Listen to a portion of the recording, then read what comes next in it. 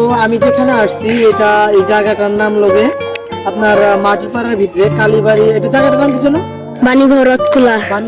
খোলা। জায়গাটা অনেক সুন্দর, এখানে দেখান জায়গাটা অনেক সুন্দর। আমরা যেখানে দাঁড়ায় আছি, এই জায়গাটা যেখানে দাঁড়ায় আছি আমরা, সেখানে একদম একটা পুকুরের উপরে, বা দেখেন আপনারা সেম একটা পুকুরের উপরে আমরা দাঁড়ায় আছি, একদম মাঝখানে। আর সুন্দর একটা জায়গা।